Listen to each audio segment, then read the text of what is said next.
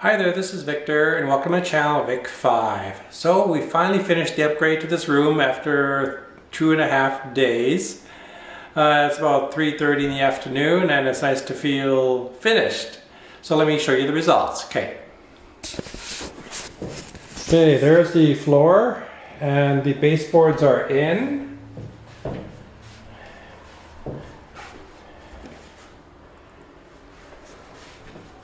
And there we go. There's the closet.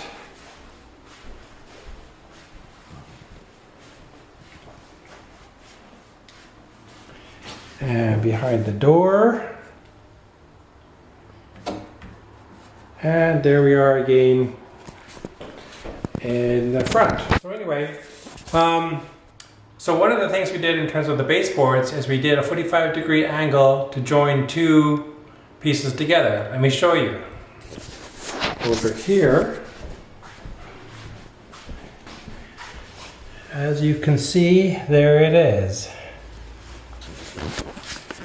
So it's nice to be finished. I'm going to do a recap to just go over rough cost, some of the tools that we used that were really useful, and our overall experience in doing this floor install.